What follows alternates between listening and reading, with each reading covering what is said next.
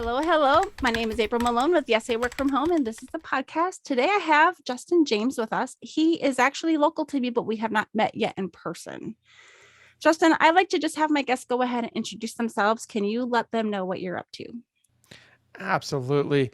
Thanks, April, for having me on the show. Oh, so great to be here. As April said, I'm Justin James. I am a leading expert in virtual events, helping entrepreneurs to leverage the power of technology to scale their business and multiply their impact. So Justin and I met because I saw him as a guest on it was the Entrepreneur's Rocket Fuel, like streaming. I don't know what you call those events. You can help me out. Yeah, it was the Entrepreneurs Rocket Fuel Web Summit. So it was like 12 guests to this lady named Kimberly, who and she interviewed people back to back to back to back. It was great. And somehow I ended up catching you and your co-founder. Yeah, at the time I had a co-founder in my business, and we were doing all kinds of stuff around YouTube and podcasting and virtual events, and so we're doing all kinds of stuff that we talked about on that show. And since that time, I am 100% into the virtual event production space. So you changed gears a little bit. I think it was actually probably about 2.5 years ago that we met, because I feel like it was just months before I launched my podcast. Does that sound right? Because I feel like we ended up we chatted.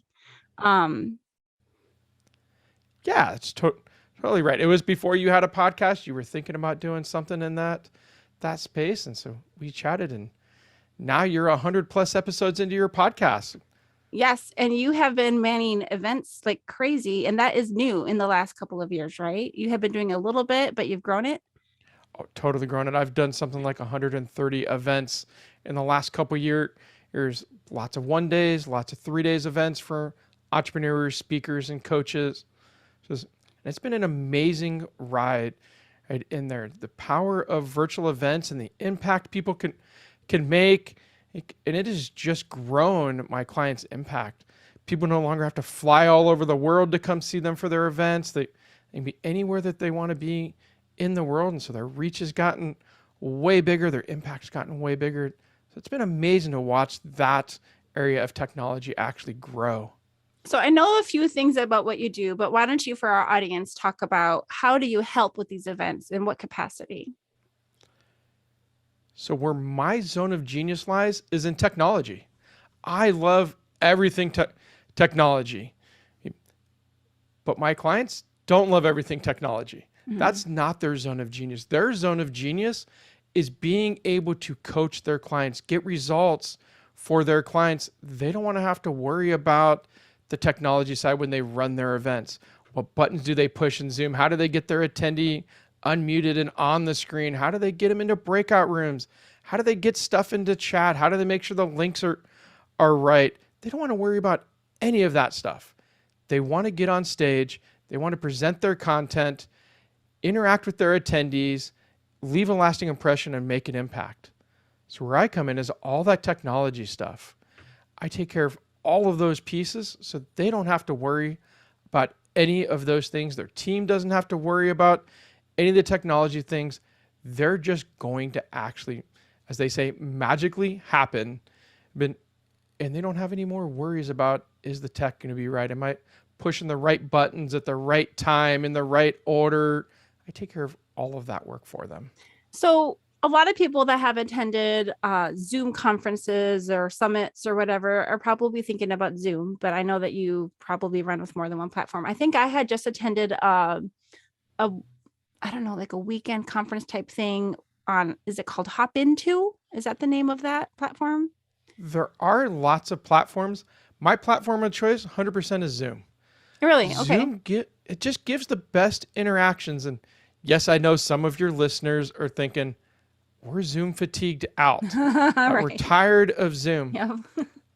But I'm here to tell you, Zoom fatigue really should be renamed to bad video fatigue, bad meeting fatigue, because Zoom does nothing more than delivers a video to us. It's up to us as host of the meetings in those events to actually make them interactive, to make them fun, to make people want to be there. And when we don't take the time to do that, then we start going, oh, I'm so tired after that meeting. I'm so tired of Zoom. Well, it's because you just had a bad meeting. You didn't have a fun meeting. You didn't have one where you went, oh, I really got something out of that. That could be life changing. That's the difference between good and bad in there. And so to me, Zoom fatigue, even though we talk about it a lot because it's an easy phrase for the media to actually coin, Right. it's not really a thing at the end of the day. But you do have to spend time to plan your meetings, plan your events, to actually have the interaction, to have the different parts of it. Do you want to have games in there? Sometimes you end up having little icebreakers in there. Sometimes you end up splitting people into breakout rooms so they can have smaller conversations and network in there. Sometimes people get to come on stage and ask questions if you're running your events. But you got to plan that in. If you just say, oh, I'll figure out where it goes in the meeting. Yeah, at the end of your meeting, you're going to realize you talked the whole meeting. You didn't ask any questions. You didn't call anybody out by name when they answered your question in the chat. You didn't bring anybody on screen. You didn't let anybody interact. So you have to plan all of that stuff. And that's where a lot of these events and meetings that are just bad, they just didn't plan them. They just scheduled them and figured, oh, they'll just magically happen. There's no magic. We make it look like magic, but there's a whole lot of work that goes in behind the scenes to make that magic actually happen. I think the events that I have attended that were the most exciting were the ones that had the breakout rooms where you actually could network a little bit. The one I mentioned before, I think it was called Hop Into or something like that. They had one-on-one, kind of like almost like a speed dating session, but the same sort of thing in Zoom with the breakout sessions.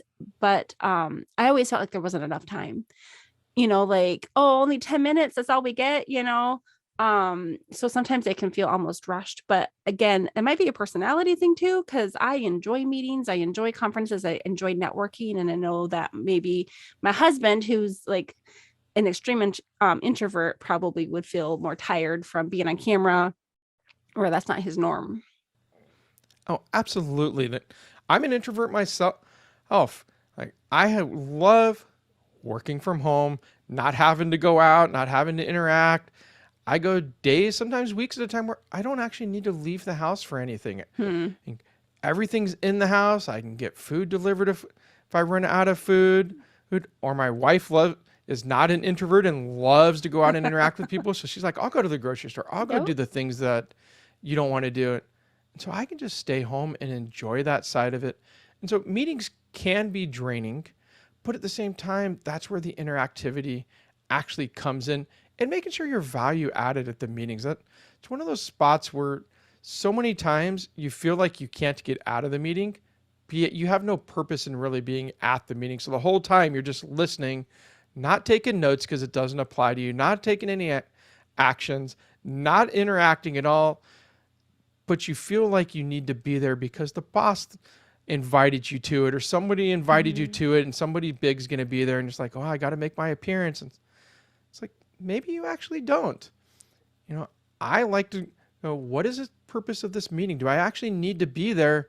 If I don't need to be there, I don't need to actually go to the meeting. But so many times people don't feel that empowerment. And that's discussions to actually have with other people you're working with to make sure, what is the purpose of the meeting? Before the meeting actually happens, do I actually need to be there if you're feeling like you don't need to be there? Do we have an actual agenda on there? If you plan a good meeting and you know why you're going to be there, what the agenda is going to be, and what the expected outcome is, it's not nearly as tiring, even as an introvert, because you feel like you need to be there and you're going to actually interact, not just sit there for however long the meeting is.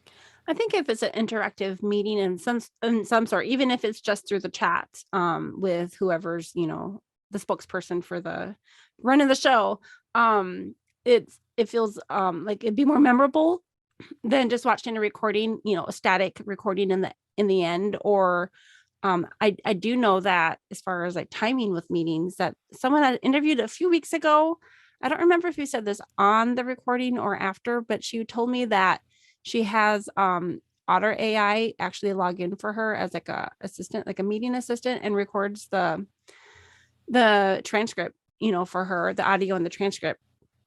And then she, if she's running late or misses something, then she still has it. And I was like, oh, it's not a bad idea. It can appreciate that for certain settings, but not all, because I like the human touch.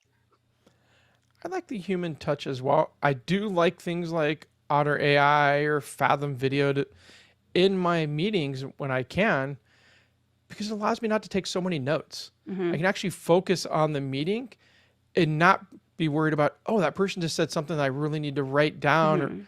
Or a lot of events that I actually attend that are outside of work are around how do you market the business? How do you create different programs in your business? And the presenters are always dropping all kinds of nuggets that, as we like to call them, writer downers. Like, Yeah. I need to write that down right away. And well, if I start doing that, then my brain's focused on writing that, and then I'm missing the next pieces. Or if I have something like Right. Otter AI transcribing it as we're going, I don't have to worry about grabbing so many notes. I can highlight exactly where we're kind of at it in that, and then I can go back and write notes later for those pieces. So I get to focus a lot more on the meetings, which means I also remember a lot more of the meetings because I'm not just focused on taking notes after notes. A lot of my work right now, my work from home part of my life, I do work 2 days a week right now, teaching in person actually for an adult education program, teaching English. It's really fun. But the other 3 days of the week, I'm either doing the podcast or I'm writing resumes. I interviewed a lady, Krista Morris from Gilbert, actually a year and a half, 2 years ago, maybe. And we started working together afterward. It's great. I think it's episode 49, I think. She didn't record her interviews with her clients, and I introduced that to the way that we work together. I'm like, well, if you have a recording from your interview, I could write the resume, if you're overloaded, or vice versa. I can interview the client myself, and then if I can't keep up with my note taking, at least I have the Otter is what I use. I know it's not probably the best platform out there right now, but or at least if there's competitors that I might want to investigate at some point. But I really do appreciate Otter for catching those, like you said, nuggets that I miss. And I'm like, rather than asking them to stop and repeat themselves, I'll be like, I'll catch it later. Yeah, I love to record my client meetings for the business. And not just for what you talked about, but also to go back and see what's the reactions that I'm actually getting from the clients. It's really hard in the moment to actually catch how are they responding to the things that I'm actually saying in there. If we're having a sales meeting and I mention prices, being able to see their face in there is so valuable afterwards. Seeing how I'm looking on camera as well in there, even though I can see myself in Zoom, I can't focus on myself. If I start focusing on myself, then I'm not looking at the camera anymore, and it looks like I'm disinterested in there. And so it's a tough balance between looking at the people in the meeting on the screen and actually looking at the camera so that you're interacting with people in there and they feel like you're actually paying attention. It's a weird conundrum, actually, just because by looking at them in the eye, you're actually not. And it's such an odd feeling, like, and there's ways around it with technology. If you buy a teleprompter and you can put your camera in the behind the teleprompter, and then you have the Zoom screen up behind it so that there's ways to work around it, but they start to get a little more complicated. You start to have to think about how to set that up, and it's not the easiest thing in the world to get. I bought a teleprompter set up. and I have one too, and I don't have it set up either. I can't. I think I tried it like once or twice, and it was so unnatural for me. I'm like, I can't make this. I just do better with the interaction, the back and forth conversation. If I try to record a solo episode, which I have done, there's a lot more jump cuts because I lose my place and I don't have to say with my guests, at least, I want to keep going for their sake. All right. It's tough with the teleprompter. I agree. With your meetings, are most of them run on the platform, the Zoom part where it's like webinar style, where all of the attendees are just watching, or is it the more interactive, or do you kind of have a mix of both? So the only ones that are in the webinar side are the true webinars that are intended to be kind of watched. You don't want necessarily to see, or people to see who's else is there with them, but those are few and far between. Okay. They're much less, they're less, blah. They're less much personal. less personal. Yeah, much less personal. So all of our stuff, including all of our events, 100% is on Zoom meetings, because that's where you get the interactivity. That's where you can see the gallery view and see each other like you could if you were in person. You can easily bring people up on stage, and multiple people up on stage with it. And yes, you can do some of that in the webinar. It's just not nearly as smooth and takes time. And so the meetings just give a lot more interactivity. Give those breakout rooms that we talked about earlier as well. So meetings are that place that give you way more interactivity. And that's what we want, especially in the events I run. Because part of the event purpose of the events is those coaches are actually going to make an offer to their high-end program. They're year-long coaching programs in most cases. And so you need that interaction, because they're previewing what is it going to be like to work with me if you were to sign on for the next year. Well, you don't want them in something like a webinar where they can't interact with you, because nobody wants to pay several $1,000s to work with somebody where you could never actually talk with them, can never ask questions. You just have to watch recordings. Like, none of us want that. We want the interactivity. And so Zoom meetings provide that interactivity that we need. Are you running multiple meetings at once, or are you a one at a time kind of guy? Do you have a team that's helping you manage all these events? It depends on the month. Some months have multiple meetings going on, and I will bring in some team members to run some of those. 'Cause obviously, I can't run more than one at a time effectively. Right. Because there's actually things I have to do in the meeting. If I was just starting them up and then I didn't have to do anything, so I push a record button and then come back, yeah, I could run all the meetings myself. But because we're doing all the tech, bringing people up on stage, spotlighting people, breakout rooms, chat messages, managing the recordings, managing all the security settings so that we don't actually get Zoom bombed in there. So one at a time is what we run per team. And I'll bring in team members for the ones that I can't do myself. I felt like I had a pressing question and then it escaped me, which probably I've been trying to work my third shift hours again, like I used to in the past, and it's not working out. I need to go back to normal people hours. You mentioned that you used to have a team member or a co-founder. Have you guys gone different directions at this point? We did go different directions. My co-founder at the time that we had met wanted to focus only on the YouTube side and not the event side. And I wanted to focus on the event side. I still wanted to keep the YouTube side, but it just wasn't working out with that split with what we both wanted. And so we so you've taken the events. Parted ways. Yeah. Okay. I took the events. He took the YouTube side of it, and we had just a nice business separation there. No animosity or anything there. And so Good. Yeah. So it worked out well for both of us. Justin, I know that you do more than one thing. So you actually have a full-time job on top of your event business. You want to chat about that a little bit? My husband's in the same industry as you. Yeah. But I think that you have very different capacities. Yeah, we can chat about that a little bit. So in addition to running my business and doing all the events in there, I do around 30 to 40 events per year. I also do software development in the technology industry. And I've been doing that for over 20 years now. And so I get to work at home for both sides of my career right now. And I love both sides of my career. It's fun to do the software development pieces. And it even helps me in the business side of it, because I'm able to actually do some of that software development for the business and automate things that other people aren't able to automate in the business and make events go even smoother in there. How many years have you been working from home as a software developer? I've had a couple stints where the full-time job I've done that. This one, I've been doing it since 2018. And so we're somewhere in the 5 going on 6-year range of working from home. I had another 5 or 6 year stint in there that I did the work from home piece. I gotta say, I would not go back to the office if I had a choice. I don't want to go back. Are they letting you stay home? Is that like part of the deal for your? Yeah. I guess My for your team's department. fully staying home. In the whole time I've been So the last 26 years, I've worked for the same company doing the software development.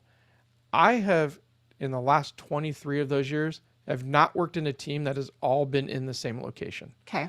We've been all over the world, people from Israel, people from China, Ireland, all over the US, Mexico. And so it doesn't make sense necessarily to be in the office for most of that, because all we're going to do is hop on something like Zoom in order to have all of our meetings anyway. Every time I need to talk to someone, we typically need people at multiple locations. So we're just going to hop right back onto Zoom. And it's like, what am I doing going to the office besides spending extra time making a commute, sitting in the office all day long with headphones on, making a commute back home? And that was what actually started the working from home pieces. We're like, at the time, there was only 2 of us on my team that were even in the same location. We're like, why are we driving to the office every day? We're not even interacting that much because we're on different parts of the project. And so we just started working from home, and pretty soon that became the thing. And now it's an official thing, not just a handshake with the manager. Yeah, with my husband's role, he can do 99% of it from home, but they're asking him to come in 3 days a week now, which the commute, I think after you've given up the commute, having to go back to it is hard.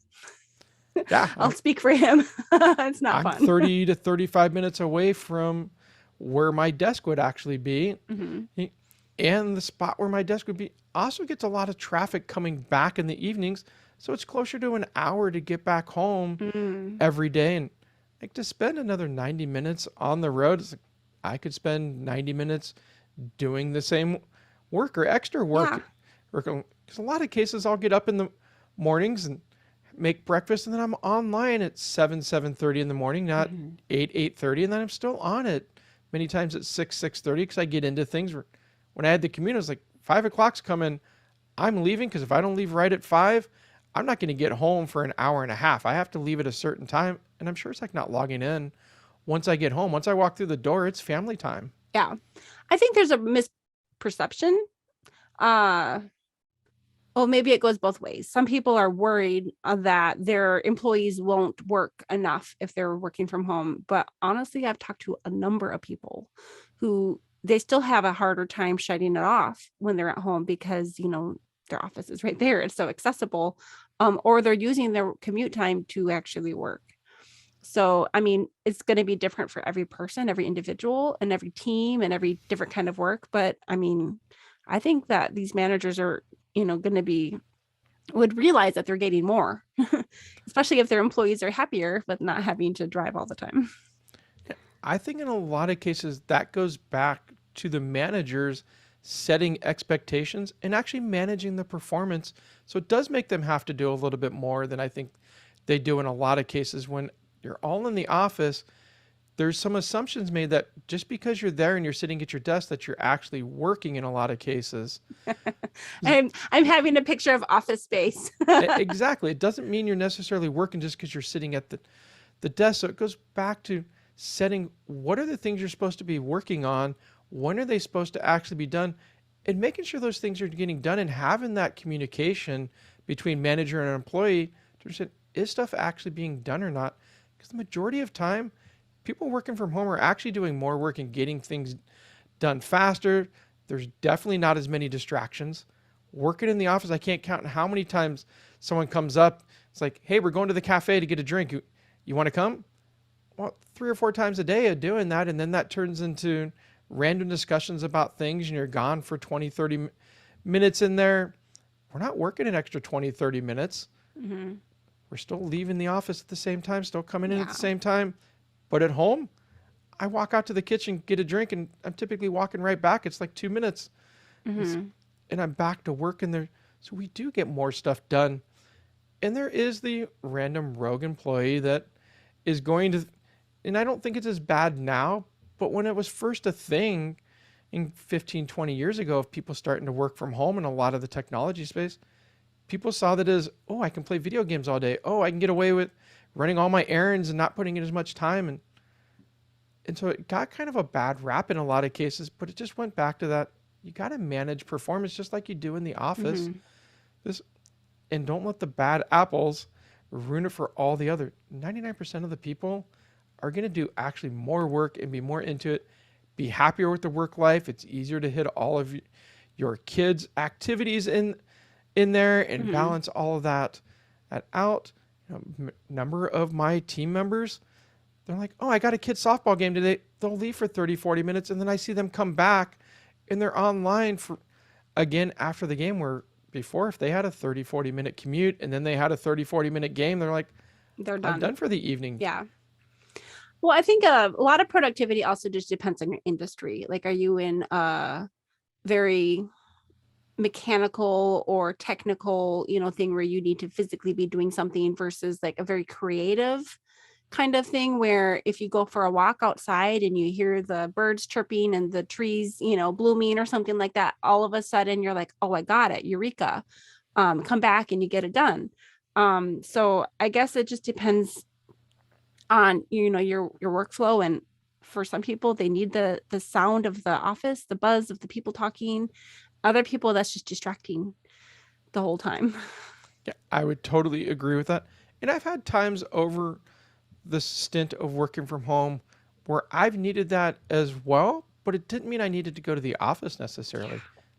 I used to work out of Starbucks an awful lot in there. I'd walk in there sometimes at 9, 10 in the morning, and I'd still be there at 8, 9 o'clock at night doing stuff. I would leave and go grab food and come back because they had power, they had tables, and they had internet, and they had decent internet at my Starbucks. And it allowed me to get some of that, seeing people, seeing the buzz of it.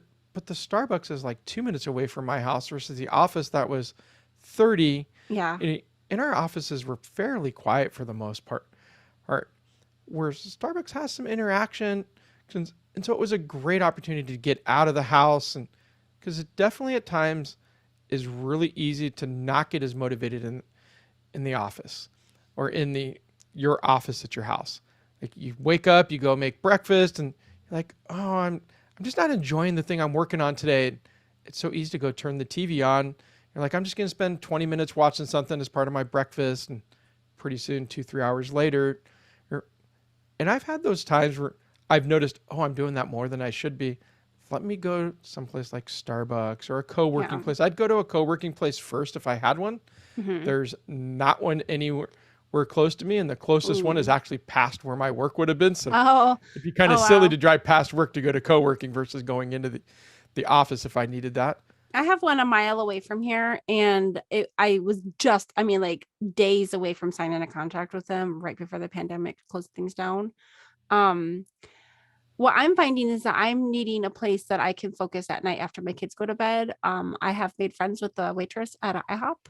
And so I have a table that has, power access, and, but I'm still kind of thinking about that 24-hour workplace, because I could, get an after hours pass and go in sometimes. But frankly, it's just more that I just sometimes need a change of environment. Like my kitchen table is working for me. My husband's desk is working for me. I stand at it, sit at it. He's got a more comfortable chair than I do. And since he's gone now 3 days a week, I can just use it.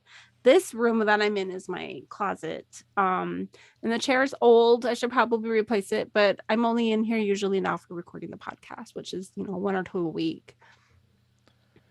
So let's talk too real quick about working from Starbucks or places that aren't your actual home office. Because in our home office, we've typically have our desk set up. We've gotten all the accessories we need to make it comfortable. But having something on the go, or sitting at something like a kitchen table where you may be taking that down and putting that back up each day, because you might have family having dinner there.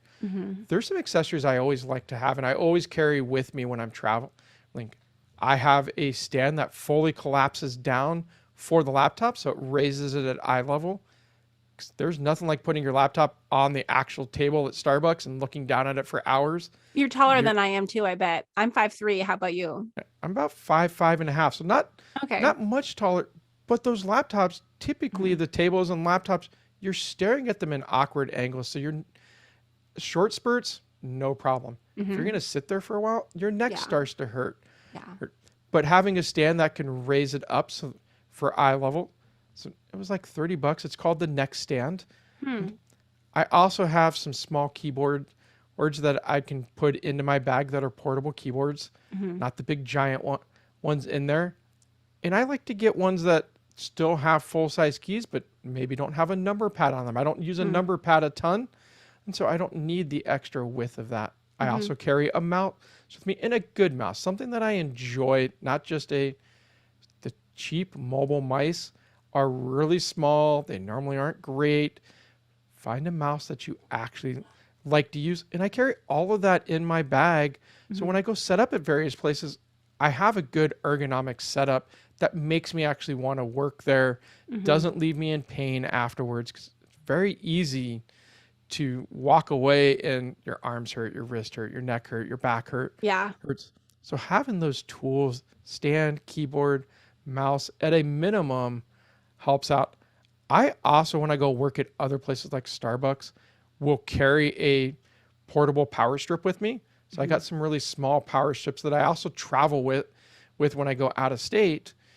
But bringing those to Starbucks, if all the power outlets are taken, people are more than willing to let you plug in your power strip and then plug their stuff into your power strip so that you have power. Oh, so you're sharing. So you I like it. Because sometimes you end up sharing. There's a limited amount of power outlets. And I've walked into Starbucks many times and there's multiple people all plugged in. I'm like, oh, there's no power outlets right now. There's a table, but no power. And I can survive for a little bit, but the laptops I have tend to make it about 90 minutes to 2 hours, and then the battery's gone. And that's on a great day. So I need power in there. So bring in the power strips. I was at a restaurant a few weeks ago. It was one of those days that I was trying to do an all-nighter. I think I went from 1 to 2 to 3 different places that day. But the restaurant closed at 9. When I walked in, I was eyeballing for the outlet. And there was one lady sitting at a really big table, like for 8 people by herself with the outlet. And there was another tiny little desk. It was almost like a wicker kind of desk. It almost looked more decorative than anything by the other outlet. So I like hunched over that one for a little while. But I finally just turned around and I said, hey, do you mind if I join you at this huge table? She's like, of course, of course. And then there was another guy who was like, hey, we are done with the outlet. Do you mind if I come in and plug in too? And so I think that there's it's obvious that we're working on something, I think they might've been students or I was, doing work. But I think there's some camaraderie in, the whole, we're in this for, we're trying to make the most of the situation. Let's, join forces and make it better.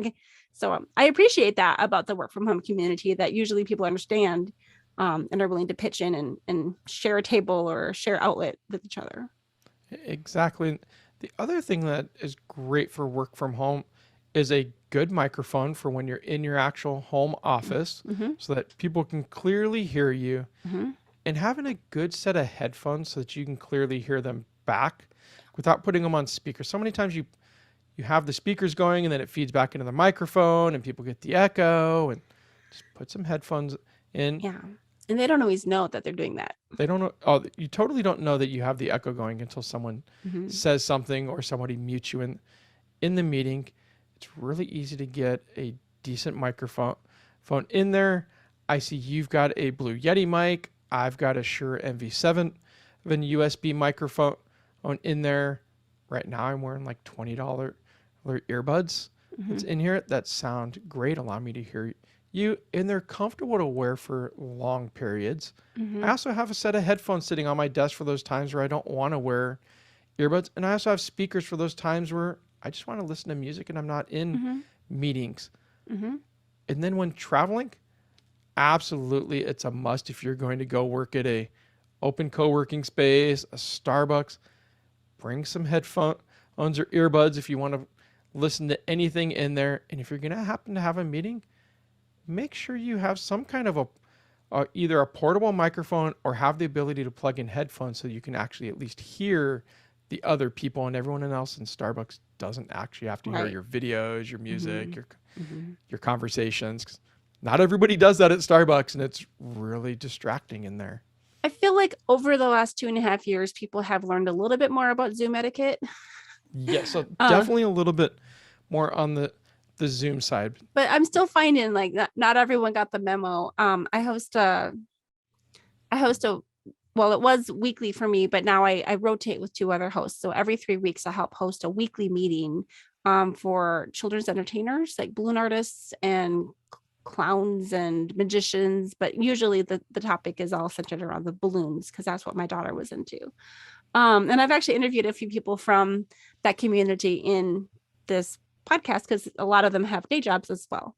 But yeah, I have it in like the description for every single meeting, like here's some etiquette, just to consider, don't walk around. And like if you're gonna, and some of the balloon pumps that people use, the electronic ones, are like really loud. It sounds like a elephant, like roar.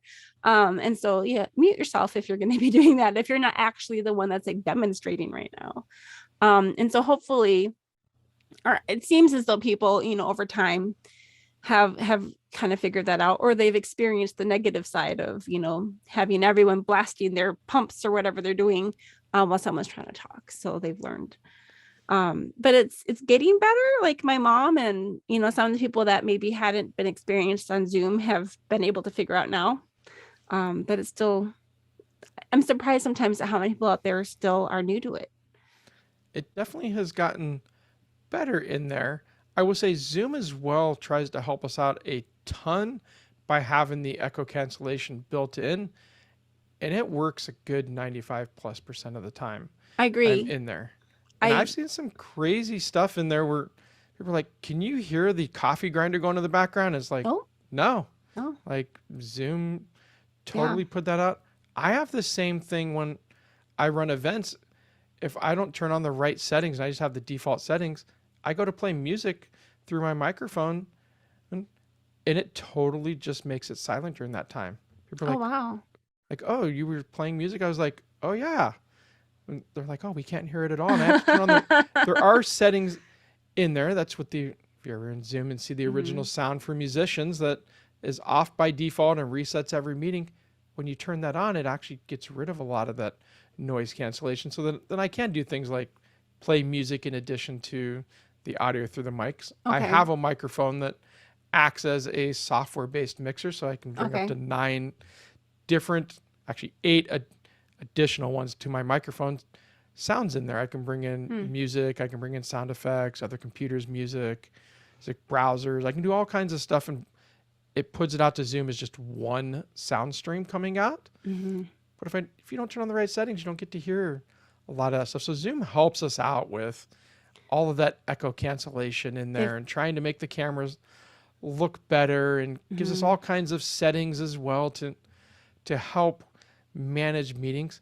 Things like you can mute everybody by default when they come into the meeting. That was nice. I like that one actually. Because I've accidentally come into a meeting talking, not knowing that I was going to be blasting everyone. Yeah, you can turn that on. You can turn off the ability for people to unmute themselves or turn it back on during the meeting. So that's great if you're in an event with a speaker. Like you don't want people just to randomly unmute during. And they do. Sometimes they do. Yeah. And they do. Sometimes they just do it totally accidentally. Don't even know they've pushed the button in there. You can also disallow people to share their screen or share whiteboards. So there's all kinds of settings to help out with the Zoom bombing and people accidentally doing things in there. And you would think, oh, people aren't going to click the green share screen button and share their screen unintentionally. Oh, they will. And they do. I've been in meetings not because they Zoom bombed, but because they thought they were doing something they needed to be doing and accidentally shared something. And half the time, it's the next presenter checking out something and accidentally clicked on the share screen button. It's like, okay, like we'll just turn that off until it's your time to actually present. There's all kinds of security settings that you can actually set. Some are set before the meeting, but a lot of them you can set on an individual meeting level. So when I prefer to keep that the share screen turned off until someone asks me, oh, may I share my screen? Oh yeah, give me 1 second. I'll just give you permission, so that it's not going to be. And I think when I met you on that Entrepreneurs Rocket Fuel Summit, she didn't allow screen sharing. And I appreciate that because she said a lot of people would just go in and just like, throw up a whole PowerPoint presentation and just, and it's not as natural as the conversation that she was aiming for. Totally not as natural. And I found it really funny this week in the news. I actually saw the article this morning that there was some government broadcast that was going to happen in the US sometime this week, and they actually ended up canceling it because of a Zoom bomber. Remember, they had something like 200 people waiting on this thing for some government department to, and it was a public, like they were going to give like stats on something like their quarterly thing that they do publicly. Like 200 and some people, like 230 people on this thing, and somebody named Dan, according to the article I read, joined the meeting and started sharing very adult-like material in the meeting and saying things that he shouldn't have said. And I'm thinking, how, after all this time of Zoom, and this is did government, you let that happen? Because that was the people that were running the event, didn't turn on any of the security settings. They let people come in unmuted. They let people unmute themselves. They let people share their screen. It was like, you're just asking for trouble. And chances are, anybody could get that link to come into that meeting. Anybody probably could register. Somebody potentially posted the Zoom even on some site that person found and went, oh, I'm going to go and see if I can have fun with this meeting. It's like, if you just do basic Zoom security etiquette, and that's the thing that always kills me as an event producer, that those things like that take literally 30 seconds to set the meeting correctly to prevent those things. I know the meeting that I run every week, or I actually post all of the events, but we don't share the Zoom ahead of time. Like you get it on an as needed basis about an hour before we start, and you get it from a closed group. So exactly. Oh boy. And you needed to answer questions to get in, so. Yeah. And that's the crazy part about when people say, oh, I got a Zoom bomber. And it's like, wait a sec. Like you should turn on the right security settings and having a waiting room on. Yes, that may stop somebody if you don't know that person coming in, but if you're running an event, you're not going to know all 230 people. Yeah. And there's no way you're going to actually go and check to make sure everyone's who they say they are that's joining. There's just not enough time. We run these events and we open them up even 10, 15 minutes before. You may have 100 people in that waiting room. There's no way you're going to scan a list of 100 people and get them in. And so you need those security settings to be turned on in the right order there.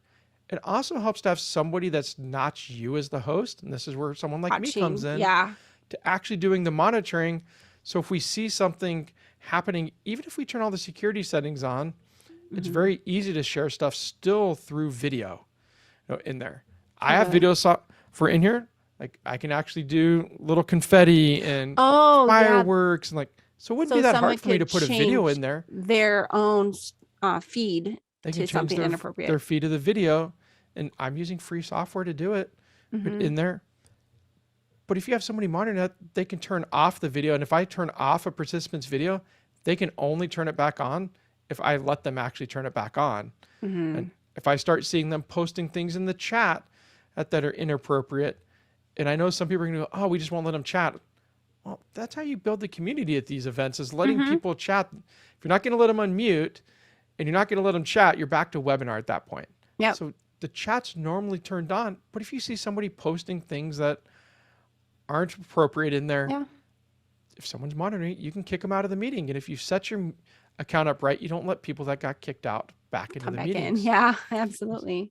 So having that moderator helps ensure that even if you did get Zoom bombed after all, you've put the security in there, that you can get them out sooner than later. Yeah. They're not floundering. You're not and floundering that someone's to noticed. figure it out. And they actually ended that. Yeah. In the government meeting I was talking about, they actually ended the meeting before it started. Like they didn't know, it sounded like from the article that they didn't necessarily know what to do and how to fix it. And so they just went with the nuclear reaction and said, we're just going to end the whole meeting and we're going to skip this whole meeting and we'll reschedule it. It was like, you could have just kicked the person out and set the security center. But chances are they didn't have anyone on the meeting that knew. Probably panicked. What they were doing. They had the panic moment. They probably only knew how to start the Zoom meeting up in there, not how to set all the right stuff in there. So they had no option left. And if you're doing something like I do for my clients where they're running a 1-day event or a 3-day event and they're going to be selling, when I say high-end ticket packages, most of them are $10,000 to $15,000 in there. If you're selling a $10,000 program, last thing you can afford to do, and that's how your business can make money, is to actually cancel your event. So you got to be able to manage these things and set them right to start with. And that's the So crazy part that this still happens. are you working with a lot of entrepreneurs then? I mainly work with entrepreneurs, authors, coaches, speakers, Okay. and their whole goal is to actually be able to sell their coaching programs in there. And so the 1 and 3 day events, the reason that they are one day is the absolute shortest. Most of them do 3 days because we need the amount of time in order to build up the rapport, be able to paint the vision of what could your future self actually look like. If you were to go through and do all the things that we've talked about in here, what could your future life actually look like? Well, in 3 days, I can't build everything for you, but I can get you to see the future life. And so then when they make their offer, it's like, for that thing that we just painted that you are saying you really want, in order to actually get there, here's the program that I'm going to actually give you all the detailed steps and work with you to get there. And so that's where they make those offers, and it's their money making for their business. They do those 1 to 3 times a year in there. And so if you get 100 people on the event, last thing you want to do is cancel your event. It's hard enough to get people to register and to show up. And Right. once they're there, like, you want to keep them there. Right. Justin, let's change gears for a second. I'm thinking, since did you say that you've worked from home for 23 out of the last 26 years? I have had 2 stints in the last 23 years, both about 5-6 years where I have worked from home full time in there. Like, never going to the office. And so about half of the time I have been in the day job, and I've always had things I've done on the side. That's it's great to be in the tech industry, but one of the disadvantages of being in the tech industry is things are always changing, especially in software development. So there is a lot of learning and a lot of things that I end up doing on my own in order to keep the skills up. The thing I've unfortunately noticed in my industry is the people that don't do that, at some point in time, technology passes them by. And then when layoffs come, downsizing, the cool projects, like, you don't get on any of those. Yeah. It's because you don't have those skills any longer. So I've always had times where even when I didn't work from home, I still had stuff going on the side. Even if it wasn't a business, it was just learning stuff in there. So I've always had a home office set up in my house. And I've had some ergo issues over the years, long before I was in the tech world. So I've always had the ergonomics set up, the external monitors, the keyboards, the mice to go with the laptops in there. And I've always had that nice setup. Yeah, I'm thankful that when I started working from home, I guess it would have been about 13 years ago, that it was a requirement that we had to basically show that we, had the equipment. Well, I tried to cheat and they said, you need to have, if you have a set table, you need to have a keyboard tray. And I just set the keyboard tray on the arms of my chair, so it looked like it was there, but I never installed it. And sure enough, within the year, I was like dying. So don't skimp on the ergonomic if you're doing this at a desk all the time. I was going to ask if you could chat a little bit about the evolution of the work from home experience, some of the tech tools that you've kind of adapted along the way, things that have helped you overcome some of the problems that you had maybe earlier on. Absolutely. And definitely technology has changed a lot over the years. Internet's gotten way faster. Because I'm working from home, I pay for the fastest internet that my provider offers. Thankfully enough, it's actually a really reasonable price. I got a gig down and about 40 megs up, which is fantastic for doing all the work from home. So definitely get the fastest internet you can have. If you are in a spot where you are dependent on the internet, consider even getting a second internet in the house. Yeah, I have friends that have done that. I've considered it, but I haven't needed it recently. But definitely. So it sounds like I might have the same plan as you do. Are you on fiber, or is it like the Gigablast, whatever?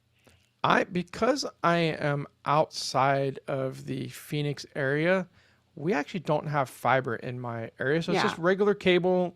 I'm hoping they'll get fiber. They keep saying that they're going to work on. Same for me, and I'm in Gilbert, so. Yep. Yeah. And the reason I actually got the second internet is because I'm running events and my events business depends on the internet. I had some times where my fast internet, it would just randomly go out for 2 or 3 minutes. And I was having that several times a week, and it took them a while to figure out what the heck was going on, because they'd show up at the house and be like, you have the best internet actually out of all of your neighbors. You have the lowest error rate. Like, we don't see anything. We don't even see that your modem went offline in there. But the last thing I need is I'm going to do something in the event, and all of a sudden it's like, oh, my Zoom is hung up because it's waiting for the internet to actually come back. Did you figure it out? Yeah. They have done a few things in there that have made it more stable. They found the lines needed to be cleaned out a little bit. They found they had some errors on their side that were totally unrelated to my particular house, but was affecting houses, like some server down the line that was throwing errors, that it would randomly throw errors down the lines. And then because I had such good internet at the house, that I was a little bit more susceptible to some of those errors that would come down. And so what I did is I actually threw the phone line, because you can't have 2 cable companies in the house. It typically just doesn't work that way. And so I actually have DSL in the house. It is way slower. It's 100 megs down. And I think now we're up to like 20 megs up. But is that for the rest of the household stuff?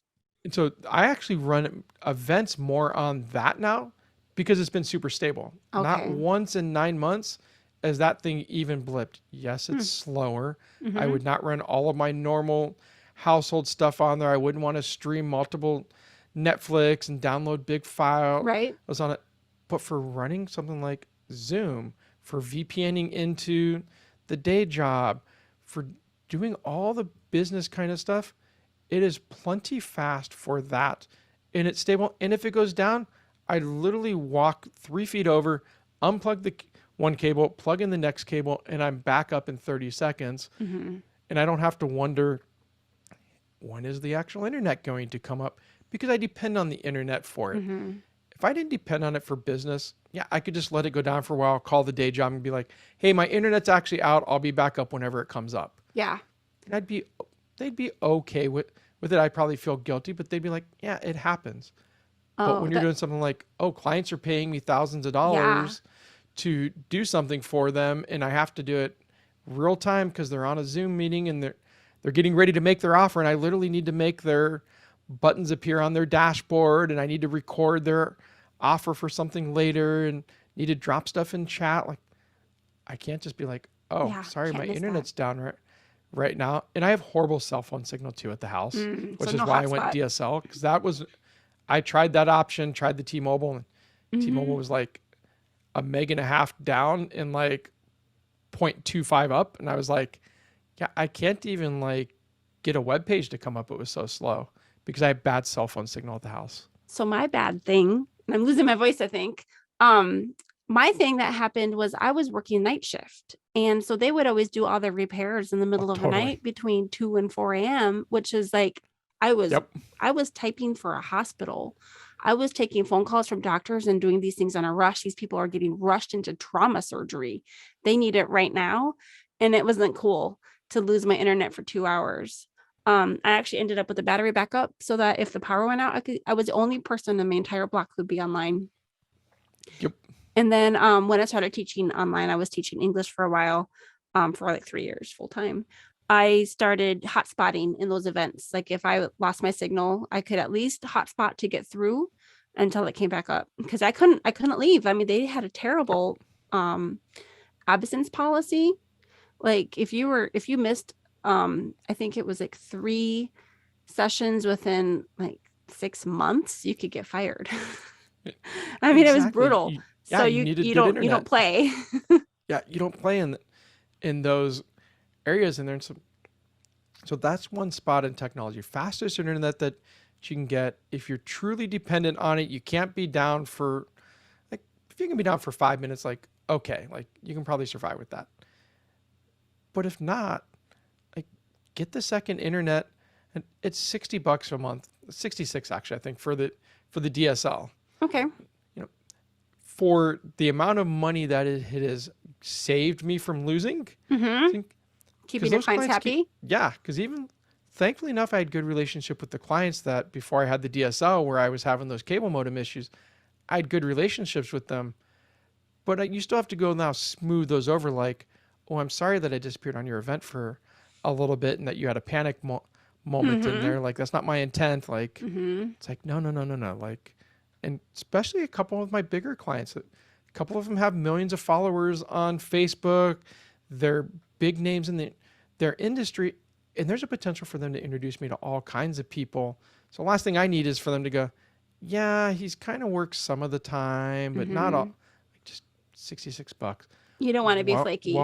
Yeah, I'm like, okay, you're gonna pay me several $1,000s, even $1,000 to spend $66 a month. It's like, okay, it's a drop in the bucket in the overall scheme of how much it is saving me. So definitely those pieces. I think a lot of people are saying that, now that they've had so much smart technology in their homes, that it's better to, is it 2 routers that they're recommending to have one set up for their smart equipment?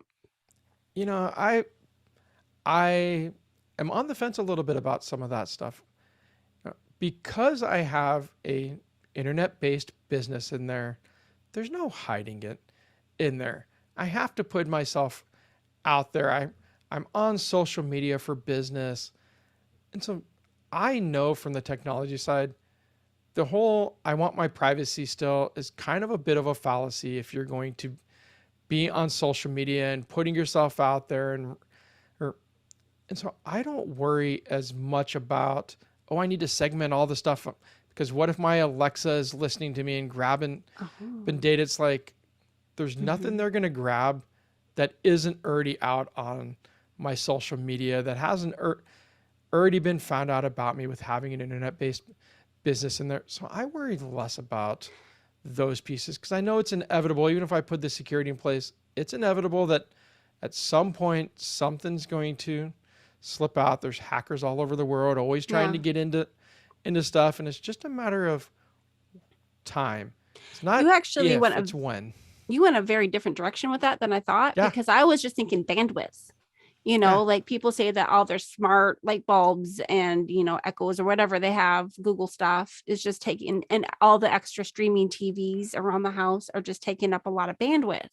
I never thought about the security part. I know that some jobs don't allow you to have those products if you're, in certain industries, but I guess some people might try to get around that. Wow. I never thought about that. Yeah. Well, and let's talk about the bandwidth thing, since you brought it up. Even having 2 routers, if you still have one internet, you still have the same amount of bandwidth. You'd have to have 2 different ones. Yeah, because at the end of the day, those 2 routers go into one pipe and go out. And so if you had separate internets, yes, you could look at potentially segmenting them off. It also becomes a pain to segment them off a little bit. Like, my office actually is segmented off from the rest of my house right now. That's because I've done a couple in-person events and I have some travel stuff set up so that when I dismantle the equipment, I don't have to reset everything when I go on site for a client event in there. But it also means if I don't put everything onto that office network, I can't actually get to it. So for a little while, my lights are actually internet controlled for my video lights. Well, they were on the house network, not the office network. And so I kept having to pull out my phone to turn them on and control them in there, versus the software on the computer, the Stream Deck that I have that'll allow me to push a button to turn them back on. Same thing for, I can adjust up and down the brightness of my lights with a push of a button. Well, if they're not on the same network, then I got to pull my phone out in the middle of meetings and try to adjust it, versus let me just reach over and push the physical button I have to actually adjust those things. But they still need to be on the same network. And so they're definitely, when you start getting into multiple internets and multiple routers and having them communicate together, like, you've taken your tech to the kind of the next level, and it's not something I would recommend the average person actually worry about. And even with the 2 internets, treat them truly as 2 internets. I don't try to make my 2 internets talk to each other at all. Like, they're totally separate internets. I'm either going to be on one or I'm going to be on the other. And if a device is on one, it's not going to communicate to the other. Okay. It's a it's a So, backup and a primary is what. and you would want to have them with two different providers so that if one provider is doing maintenance, because if you had both of them on the same provider, Yep. And even if you're paying for two different cables coming in, you would still be down at the same time. yeah, and the way that they work, things like cable modems or even like DSL through the phone lines, they don't have the option typically to bring in a second line. Mm-hmm. Like at the end of the day, it's all going to go out through the same set of lines in there. So you can't even actually buy a second cable modem from the same company. And even from Yeah. separate companies, you typically can't buy them because there's no way for them to really separate out that signal in the house. It's all going to go over the same wiring. So you'd Oh, have to set your house up. they'd have to Like put there's a new whole wires lot of in. ways to do it, Yeah. which is why I went cable and DSL, or Mm. you could go cable and if you don't have DSL, you potentially there's satellite with Starlink, there's cell phone stuff if you're in an area where you can actually get Mhm. those pieces. So Yeah, it's really important for people that want to work from home to make sure that their internet options are going to be compatible. I actually was looking when my husband was job hunting before we came to Arizona. We thought he might work in Kansas City, and there was a cute rental. It was out in the country, but it was past like a stream or a river. And therefore it didn't have cable out there, and they only had satellite. And my company would not allow us to use satellite.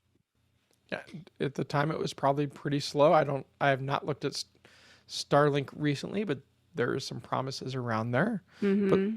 let's also get back to your original question of other technology and how it's changed The over evolution. over time and that evolution. Definitely the resolution and size of monitors is changed. I've Hmm. always had external monitors in there, but 15 years ago, like a 15 to 17-inch monitor was as big as you could kind of get. Maybe you could get up to a 21-inch monitor, but those things weighed like 100 pounds and you took two of you to move the things and they were Hmm. super expensive. So a lot of people didn't have those.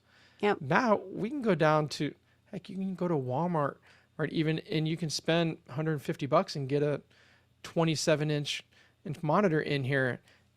And so you can, and laptops also support multiple monitors. So you can get more than one Hmm. in there. And I find having a couple monitors is really helpful to be able to keep things on one screen that is more static, like my Teams chat in there, another screen to work in there. So getting the monitors in there, definitely getting a good keyboard and mouse. Hmm. You know, a lot of times the ones that if you're not on a laptop and you got a desktop, the ones that come with it aren't the best. They're including it in there. They're kind of cheap in there. Hmm. Find some good ones that you actually like. I've been really big into the mechanical keyboard space over the last year. I Aren't they love loud though?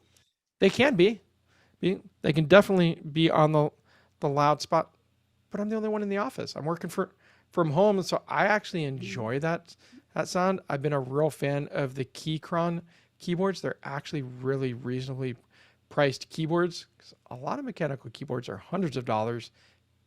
Keychron, for the most part, is under $100 in there.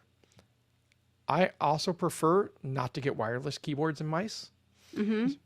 because you get interference in the office, batteries die. I like to just have the comfort of having a wired mouse, having a wired keyboard in there, not having to worry about did my Bluetooth connectivity work right Mm. today, or did something interfere? Did somehow it lose the connectivity? And Hmm. so I do always go for the wired space for both of those in there. I'm curious because I'll be curious to know what kind of mouse you use. I am currently using a Corsair, I think it's an M65 Elite. So I actually got a gaming mouse that's in Hmm. there. It also has weights that you can put in or out of the actual mouse to change how it feels. Wow. Because of my ergo issues, I don't like heavy mice. Mm. But I also like the responsiveness of the gaming mice because typically they have a way more sensitive sensor in there, so that glides across things way better. And so I just pay a little bit more for it. It's like a $40-$50 other mouse. I actually have like three of them right now. Oh, I've got a fun. desk behind me that has one on it. I've got one in my laptop bag. I've got one on the desk that I'm sitting in front of right now.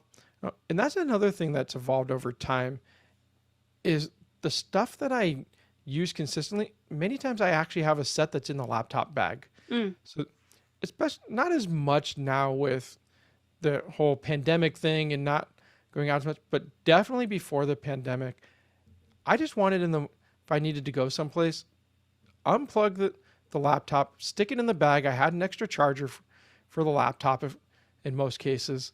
And so I just put it in the bag and I was ready to go. Everything was already there. I didn't have to disconnect the mouse and keyboard and pack it all up. And so I had all of that stuff actually set. I also have a really good laptop bag. I love the OGIO. I love their bags. Trying to think of what I have.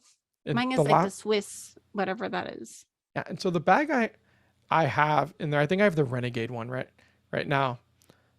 The first model I bought, that thing lasted me 10 years. And it's still a great bag. I literally got rid of it for one reason. The very bottom started to fray a tad bit.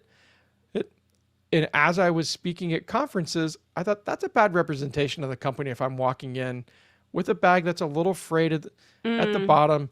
It wasn't even impacting anything, wasn't going to go through any of the pouches or anything.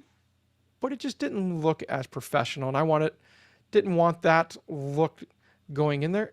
But we still use it all the time when we're traveling for stuff because it's great for the kids to travel with. And it's a giant size bag and it's still in great shape. And so they last forever. Yeah, I paid $130, $140 for the bag, but I got 10 plus years of usage out of that thing. So And you're still using it. a year, it's like, versus you go and get the $20, $30 bag at Walmart and Target, like every year and a half, 2 years at a minimum, you're replacing those things because the straps have ripped on it. It's like, well, I spent less than you did. I just had to spend more up front. And it lasted. So getting a good laptop bag has definitely changed over time.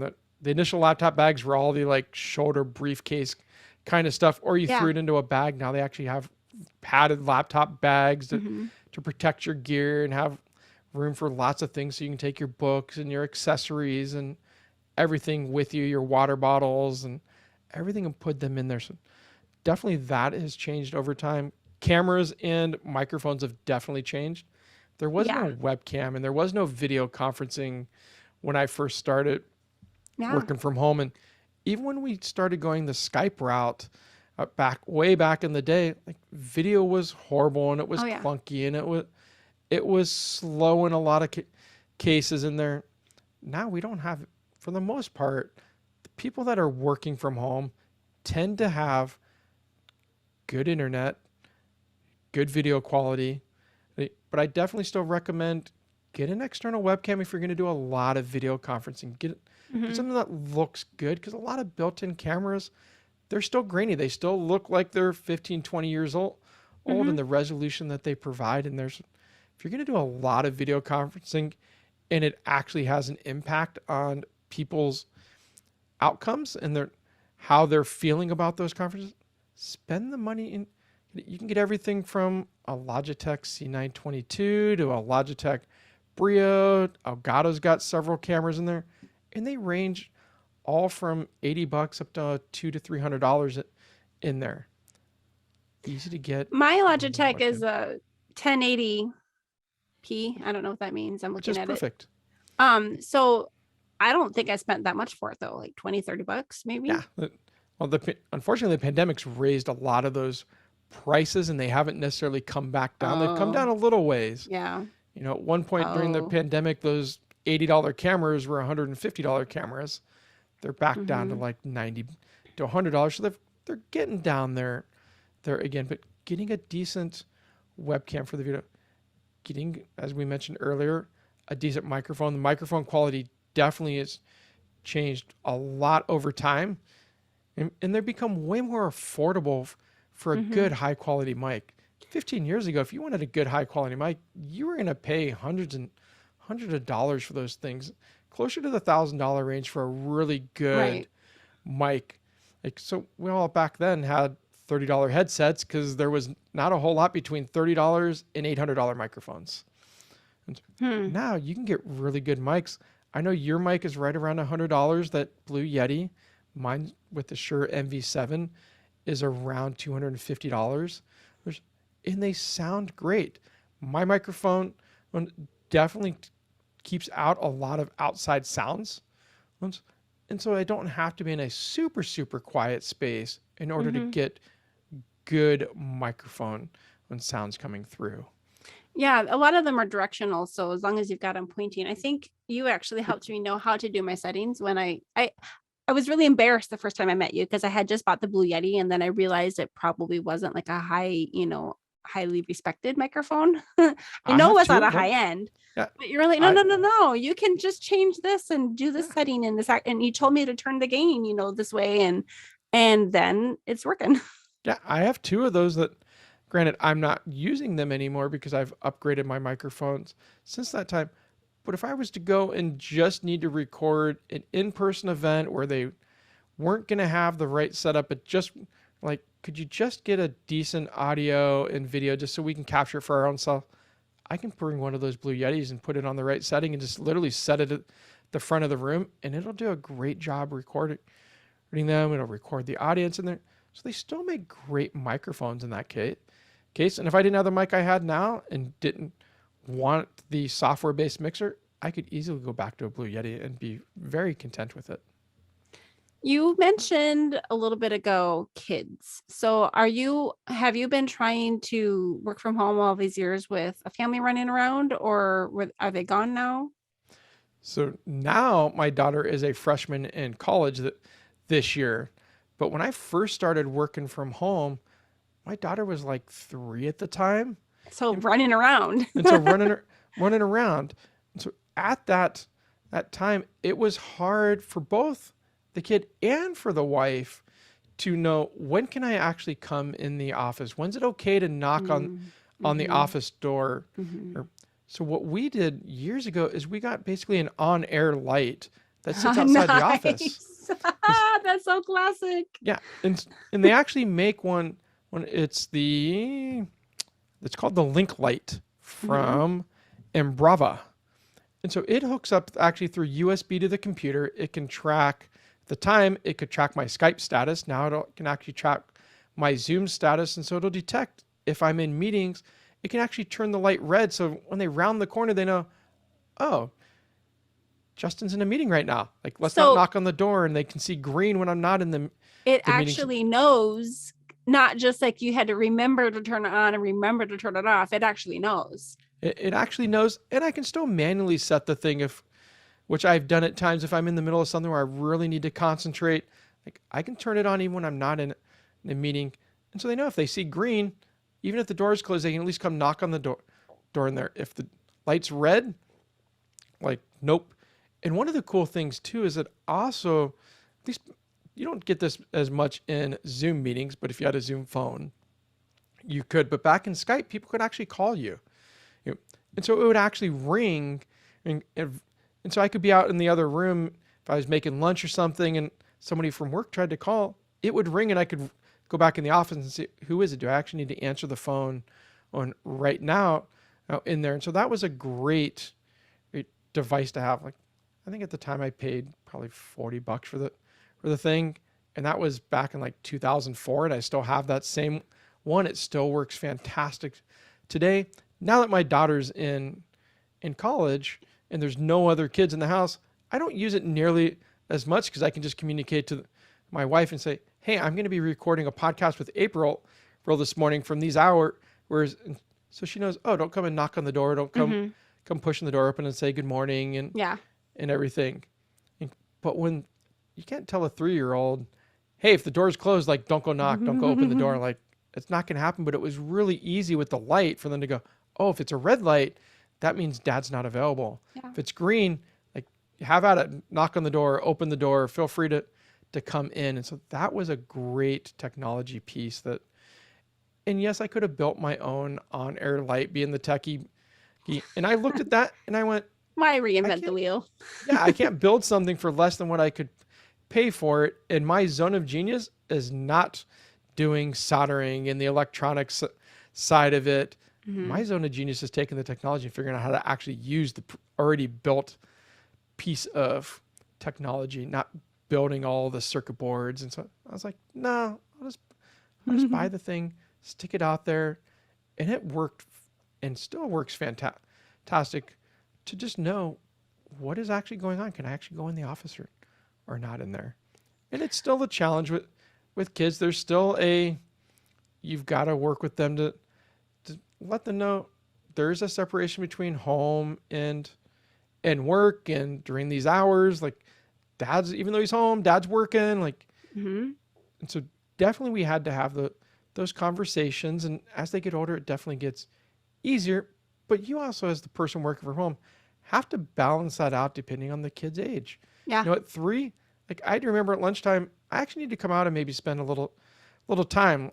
And like I couldn't just ignore the kid the whole day like I was had commuted off to work, because they know I'm in the office. Yeah. They want to see me. They want to interact. And so I would make that time on lunch hours. If I took a break, I would go out and spend a few minutes with them, and I'd make sure to take some breaks. And it's one of the best parts of working from home. It is. There's a few people out there that mistakenly think that they can maybe watch their toddler, infant, baby, elementary school children full time while working from home. And that's not always, it depends on what industry you're in, but yeah, probably if you're only doing not gonna meetings work all out. day and you don't need to interact, and you can do those kinds of things, but it's really hard to actually babysit a kid and try to actually get work done, because you're on their timetable, not on To be a your good parent timetable. and a good employee is not usually going to work out. We worked opposite shifts from each other for many years. I worked nights, he worked days. But we still needed to have in-home help for about 4 hours a day just so I could sleep. Yep. That you So, do. Yeah. And then the other technology piece that I find is good is to have some kind of a timer. You can use your phone these days. It's easy enough to set a timer. But I also have a little cube timer that has 2 minutes, 10 minutes, 20 and 25 minutes on it. And so I would actually set that thing as my reminder that I actually need to get up and walk away every so often, because it's very easy working from home to start at 7 a.m. and still be sitting in your chair at 12:30 in the afternoon, go grab some food, and then sit in your chair for another 4 or 5 hours and not actually get out of the chair. So having that timer was just my reminder. Even if I didn't get up, like look away from the monitor for a little bit, like give the eyes a break. Maybe stretch out the hands, stretch out the body a little, stand up for a moment or two in there. And so having that I found that super valuable. And now I use the phone a lot, because now I'm working from home. I'm just by myself. And so I'll just literally tell either Siri or Alexa, like, go and set a timer for this much time. Yeah. I'm in there. And I do the same thing actually for meetings. That's one of my other tricks for working from home. If I have meetings during the day, one of the first things I do every morning is look at my meeting schedule and set an alarm on my phone for about 5 minutes before the meeting starts. So smart. Also, I tend to miss a lot of my meetings because I just get into work and time just flies by. And then I'm like, oh crap, I was supposed to be in a meeting. And thankfully I have some really good team members that will cover for me. But I've also, for those meetings where I'm actually a vital participant or the one leading it, I've gotten more than one message over time that has said, hey, are you actually going to come to the meeting? And it's like, okay, I got to find a way around this, because I can only do that so many times. Yeah. Before then they start feeling like, especially before the pandemic, not so much since, but before, they definitely had that feeling of, is Justin actually working? And I never wanted to give that impression, because I knew it was such a privilege to be able to work from home, because we didn't have an actual work from home policy that said you could do more than 1 day a week. And I was doing 5 days a week with a manager handshake. And I was like, I want to make sure Do this I don't right. leave the impression that I'm off goofing off because I'm missing all my meetings. Yeah. So just setting those timers, make sure that I don't forget the meeting, and make sure I'm on time actually for the meetings. It almost sounds like you get so focused sometimes that you need almost like the reverse Pomodoro method, like the timer to help you just stop working to remember where to go next, where a lot of us need to try to focus until the timer goes off. Yeah. And for the meeting timers, it's definitely don't forget to actually attend your meetings. Like I had one actually set for our podcast, because I knew it's not something I normally do at the hour that we're recording this. I normally don't have a meeting this early. And so I knew I was already working on some stuff for the business that if I didn't set that timer, I was going to work right through it, and I was going to get a message from you about 10 after we were supposed to be on going, hey, are we still actually doing our podcast day? So I set those pieces. I still like the other timer cube for the Pomodoro stuff. That's why it's great that it has the 25-minute one on there. And so I can actually do those pieces. And I've done the Pomodoro method over a number of years at various times. And for those that don't know the Pomodoro method, it is picking a single task that you want to work on, being hyper-focused as the only thing you're going to do, and you do that for 25 minutes. You don't check your email, you don't go do anything else besides that task. 25 minutes is up, you take a 5-minute break, and then you do that again for 2 more rounds. And then on the 4th round, when it's up, you take a 15-minute break, and you just keep rinsing and repeating. And most people can average 6 to 8 good Pomodoro sessions a day. And because you're super hyper focused in there. Yeah, I was looking around. I'm like, I haven't, and they actually recommend using like an old-fashioned egg timer. Yep.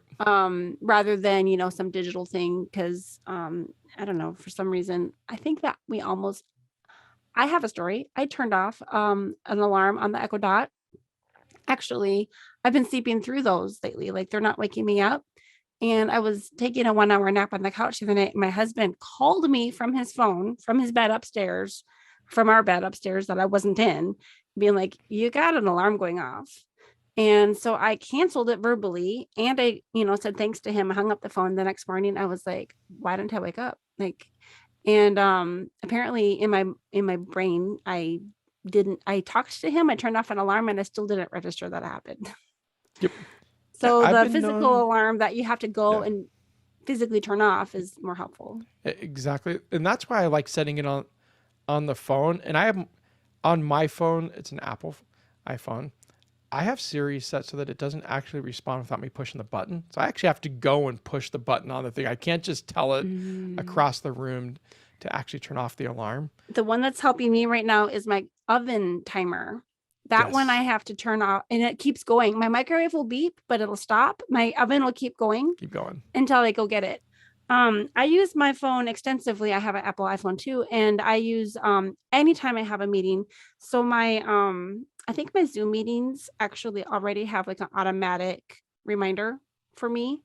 But if my kids have a birthday party or anything's happening that's outside of the normal schedule, I always have 2 reminders set, like one hour before, one day before, or 10 minutes before, depending on the situation. And I would die if I didn't have those. I would lose everything.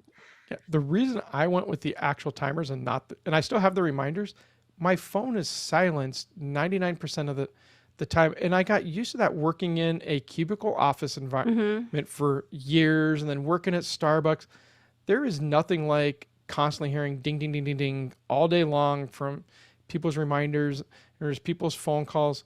So because I don't like that, as a courtesy to others, I've always muted my phone. Well, that also mutes the reminders at the same time, but the alarms aren't muted. The alarms will actually go off. And so that's great for the working from home in there. And even though I'm in the home office by myself, there's still times where I forget to turn back on the actual phone alarms in there, but the timers will still go off. And then on the digital timer front for the Pomodoro, I originally got the digital timer when I was working out of Starbucks because the particular cube that I have had the ability to just flash blue lights at me. Oh, nice. Versus going off verbally. And so that was great for someplace like Starbucks and co-working because I didn't disturb anybody else, but I could clearly see and it was just like 3 or 4 small LEDs, enough that I could see it, but it didn't flash the whole place. But I could do that and not have to worry about the verbal side of it and disturbing people and wondering, why is this random alarm going off? And I actually bought an Apple Watch when Sprint got bought out by T-Mobile. They more or less gave us a brand new phone and a good deal on an Apple Watch to go with it because we were forced to switch. They're like, we'll try to sweeten the deal a little. And I haven't been wearing it recently. I think that I am of an age where now I need bifocals, but I can just make the font bigger too. But the tactical alarms were helpful too for being discreet, but still feeling them. Any big changes in your routine over the years? I would definitely say over the years, I've become more of an early riser. So over the years, Me too. I definitely used to be the night owl that be up till 1, 2 in the morning. And over the years, I still tend to stay up till 11, 12 o'clock, but I've kind of found that about 6 hours of sleep most times is my sweet spot. Yep. And I saw some article, I don't even remember where it was, a few years back that also mentioned 90-minute increments for sleep helps your body wake up. So like 6 hours, 7.5 hours, 9 hours. And so that 6 hour mark, I just tried it out and I was like, it happens to just work for me. So I'm typically up before the family would get up, which allowed me to get some extra stuff done that wasn't work related necessarily. But like if I wanted to read a book or watch some YouTube videos of stuff, it didn't take away from family time. And because I'm going to still bed at 11, 12 o'clock at night, the family's still going to bed roughly around the same time or even slightly earlier, that I still got to have that family time in there. So that definitely has been a big change over the last few years in there. And then we also are become way more into planning what we're going to actually do, making sure that we plan out lunches early, dinner there's early in there, as we've been trying to eat healthier. We find if we don't plan those out and it just becomes lunch and we go, well, what do we want to have? Right. Well, that's the spot we end up with things that we probably shouldn't eat. So we have a lot of those discussions. And working from home, the thing I discovered over time is communication is also key with the family for when am I done with meetings for today? Like maybe today I have a meeting that maybe it goes to 6 p.m., maybe it goes to 7 p.m. for something. Well, if we normally eat dinner at 6 or 5:30, like making sure to communicate that stuff. And even though all of our stuff is in the calendars, we have a family Google Calendar. Actually, each of us do have our own Google Calendars, and then we share them so we can all see them. I've also, over the years, I've gotten the family not to live by the calendar. Like the calendar is there for us to view, but don't expect me to go and look at the calendar every single day to figure out what you are doing. Like if you have something else that's going to impact me in there, just come and actually have the conversation in there. Don't expect me just to see on the calendar, oh, you have something that you're going to, and oh, you need me to go with you. Like, and so that's been definitely, we've changed that routine over the years of how do we use something like a shared family calendar to better manage all the stuff. And it used to be way harder to manage when we had a kid home and all the activities. And that's where we started with that family calendar, is trying to keep up with those. And the digital calendar helps because we have it on the go with us. Always have it. If I need to call somebody and make an appointment, we always have the calendar. I can see my wife's calendar. I can see the kids' activities. She can see my calendar in there. I pull all my work stuff in there, all my business stuff in there. And thankfully with Google Calendar, when you share stuff, you can decide how much info do I want to share. So for things like the day job where I'm not supposed to share titles and details, literally the calendar, even on my side, just says work meeting. That's it. All I know is I have some work meeting from this time to that time. You can't see more detail than your family? And I can't see more details because I'm not supposed to share that stuff out. And so that's the way to work around that. There's nothing that says I can't put a placeholder on the calendar, which is what I do. So at least I know they're there. The family knows they're there. And having the Google Calendar, having the different sharing settings, it enables, like, can they add stuff on? Like my personal calendar, my wife can add stuff onto the personal calendar all day long. She can't add stuff onto the day job. She can't add stuff onto the business calendar. They're in there.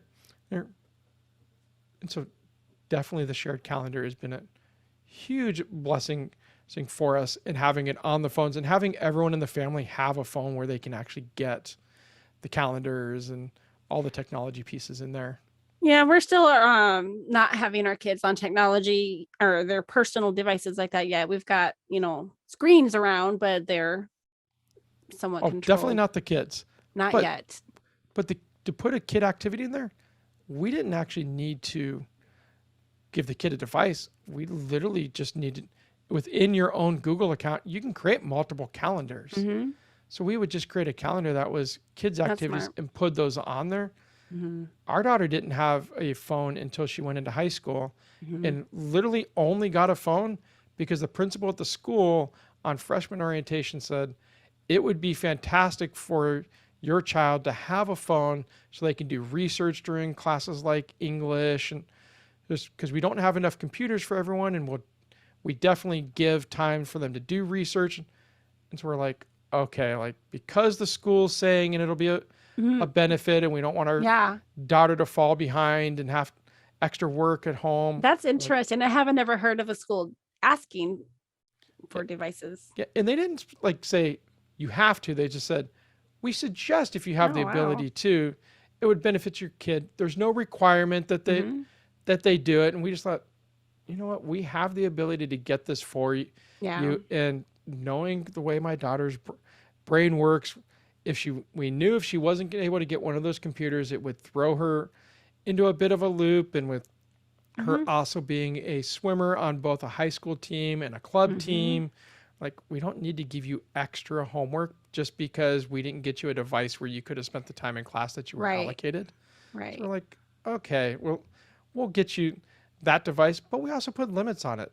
Like we didn't allow like all the parental controls around it. Can't purchase things. You only get a certain Mm-hmm. amount of screen time in there. The phone auto locked at a certain hour so that we didn't have to worry about, are you playing video games all Nice. hours of the night in there.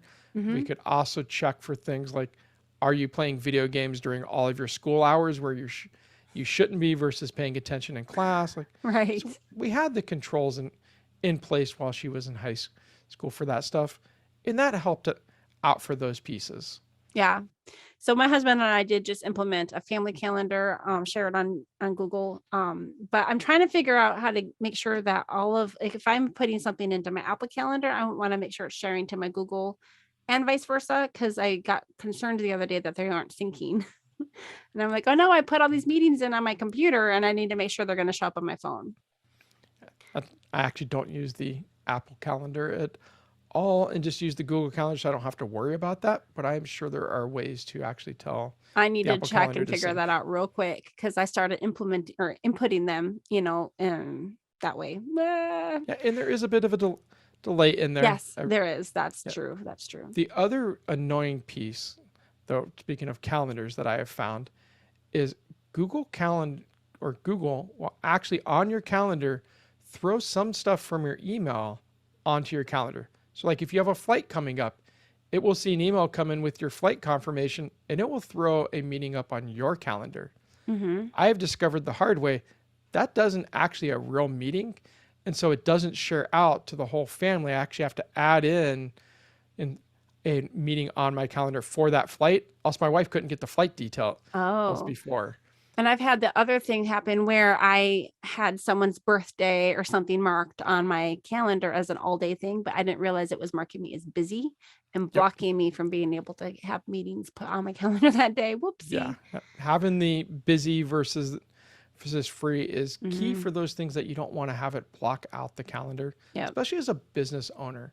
So I have a scheduling system where I can send people to, and they can book a call so I don't have to do the whole back and forth. Are you available at this time or this time? No. How about this time? Yep. Like that could, like one or two people, it's like, okay, not too bad. Yeah. You get a whole slew of people coming at you. And it's like, no, I don't want to manage this. I'm spending 2 hours a day trying to get an appointment booked in here, or I can just get a booking system. But the booking systems can actually look at multiple calendars in there and block out automatically available time in there. So I don't have to worry about going in Mhm. those booking systems and go, oh, I'm not available this time. It's like, it's just going to block it off as long as I put the placeholder on the calendar. Same thing with like the free side. Sometimes there's meetings where it's like, yeah, I don't know that I want to actually attend, or it's just an FYI. It's like, put it as free so it doesn't block off my calendar. Mhm. They're in there. Yeah, I need to play around a little bit more with my calendaring system, because I do have one for the podcast. I try to only have it open about a week out in advance so that I don't accidentally, schedule myself into spring break or other things like that. Hey, Justin, we're going to have to wrap up pretty soon. I usually ask one big question, and I know you've just been sitting here sharing tips. or the way that things have evolved for a while. But if you were to give advice to someone who's thinking about working from home for the first time, what's your biggest takeaway? My biggest advice is to truly treat it as work versus home. Don't have your office for the very first time sitting in your kitchen permanently set up where you're always going to see it in there, because you'll end up working 6 a.m. You're going to wake up, you're going to be on your computer by 6:15, and you're still going to be there at 10 o'clock at night if you have that. So have that separation between work and home life in there. And for some people, that could even mean you might need to shower and actually get in work attire. I know people that every single morning, even though they're not going to see anyone, not going to leave their house, they still shower every morning. They still put on their work clothes. They still put on their shoes, and they still walk to their office so that they can get their mind to go, I'm in office mode right now. And then when office mode is done, they may actually go change out of work clothes and change into their relaxation clothes, just like they would do when they came home after their commute. Absolutely. Whatever works for you. Yeah. You're going to figure it out.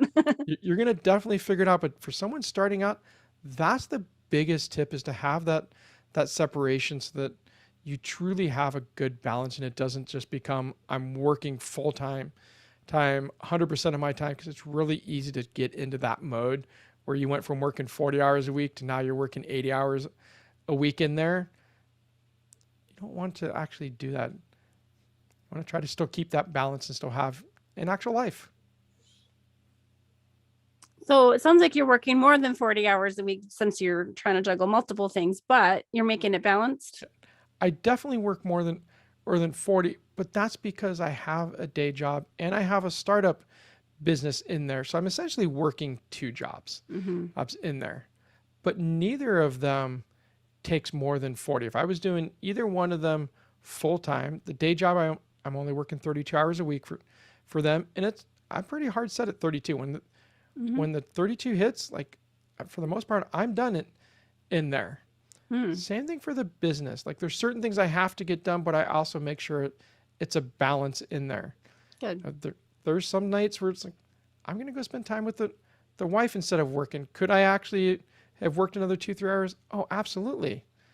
But it's that balance of, I can't forget that I have a family. I can't forget that I have a life in there. And it's really easy for me to actually do that, because I love the things that I do. And when you love the things that you actually do, it doesn't actually feel like I'm working ever. Right. It feels like I'm always just having fun and having play time in there. And so it is really easy for me to work those 80-hour weeks and enjoy doing it in there and not be burned out from it. But I also have, especially now that we are empty nesters in our house, and realizing I'm only in my 40s, I can't forget that my wife is out in the room, because we're going to be together for the rest of our lives in here, and we want to have it be a fun time in there. So I definitely make it a point that we spend time every single night, for even if it's just an hour, or we spend time every night together. We make sure that we have dinners together or in there. And so we plan all of that stuff out in there, so that it doesn't just turn into me constantly working and her wondering, when am I going to be done working? Is she also working from home? She has recently started actually working in my business more, but for the majority of the last 18 years, she has been a stay-at-home mom that is taking care of our daughter, made sure the house didn't burn down and the house had everything that we needed, and helped me out with stuff. And so definitely, because she's been the stay-at-home mom in there, and she just recently started doing some stuff in the business, like it's very easy for her to be left all out by herself, as I'm just working. And she's going, hey, what about me? Like, and she's got lots of friends and activities that she does, but still she married me, and thankfully enough, after 26 years together, still wants to spend time with me. Well, cool. I didn't know that she was involved in that way. What capacity is she helping you in? That's a funny question right now. We actually have been having a lot of discussions right now around, where does she want to go in in her life? Where does she want to help out? And so she's looking at all kinds of things in there. She's not super into technology, but at the same time, that's just because she's still at her kind of chapter 1, chapter 2 in the technology versus my chapter 20. Yeah. But we're looking at like, could she do some of the social media stuff? Could she schedule my newsletters in there? Could she do the bookkeeping? Could she potentially do sales calls in there? Like, so we're looking at everything that's possible really in the business right now. Just going, the sky's the limit. Whatever you want to do, it is open in here. And I definitely recognize that this is a learning opportunity. Yeah. I'm not expecting it to be like, oh, I hired a full-time person that's going to hop in and immediately know exactly how to do everything without me telling them. It's like, nope. Like, I know like it's a growth opportunity, but for the long haul, like that's where we kind of want to be. 'Cause we've talked about, should she go get a job or something, but then you lose some of the location and time freedom. If I'm off to an event and she wants to come with me, if she had a full-time job, now she's got to try to schedule in. She's got limited vacations and just can't pick up and go. And our daughter being in college, right now, daughter called and said, hey, I need you for something. I'm like, can you actually drive out? She's about 3.5 hours away from us. Wow. Like, yeah, we could drop what we're doing and we could make that drive up. But if we had a full-time job, it was like, no, like, sorry, you've got to wait until the weekend, or I've got to schedule something off. And so we're still trying to figure out all of those pieces in there. And it's a whole dynamic when you and your spouse actually work together in a business and making sure that it doesn't become, it can easily turn into a resentful thing if you don't handle it well, especially when one's more the kind of CEO leading the direction and the other one's not there yet. Right. More administrative. I guess I have heard multiple married couples who work from home. I've had a few interview with me, separate offices. Yep. That can be, I mean, like John and I, my husband, we like to get together for lunch. And like he's often working in the bedroom office and I'm in the closet office or the kitchen table, but we are still working separately. Yep. It's kind of annoying if we're both in the same room. Yeah. We have the same thing. I don't know that for the most part that we could work in the same room, because I tend to like to listen to music. I tend to watch a decent amount of live streams. I don't want to have earbuds in all day long in there. And then if I do put earbuds in and we're in the same office, like it's the constant tap on the shoulder. She can't just say anything because I can't hear her when I have the earbuds in. And so like, we just know like we have different ways that we like to work. And the office isn't that big either.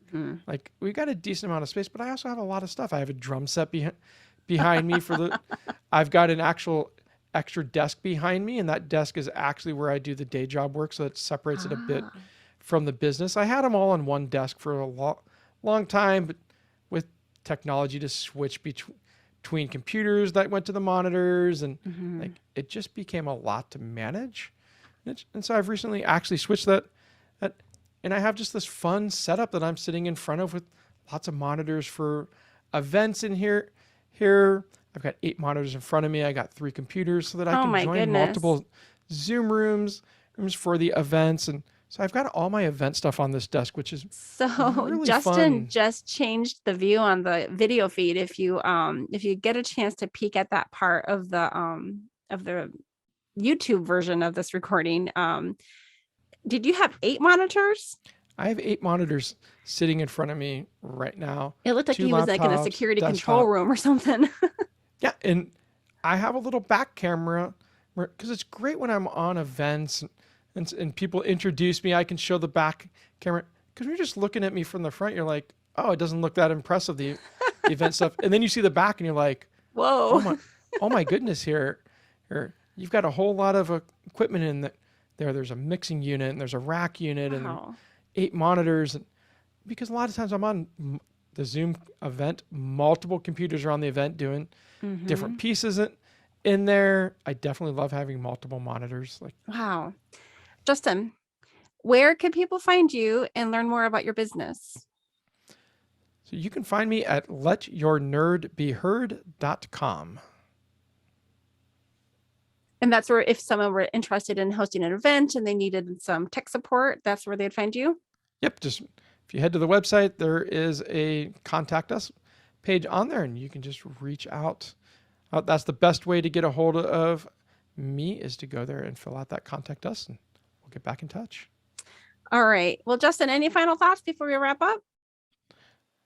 Working from home is a fantastic adventure, and if you have the opportunity to do it, I would definitely jump at it. If you want to talk about your work from home experience on the podcast, please send me a message on my website, www.yesiworkfromhome.com. If you go to the same website, /podcast/guest, you can fill out the guest interest form where you can let me know a little bit more about your business and work experience, what you do, how you make it work from home, just to kind of give me a preview. I appreciate that.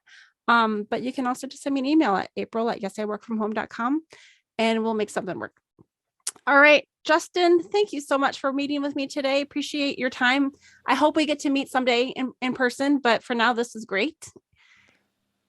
Thank you so much. It's been a pleasure. All right, this has been April Malone with Justin James and Yes, I Work From Home, and we will see you next time. Thanks.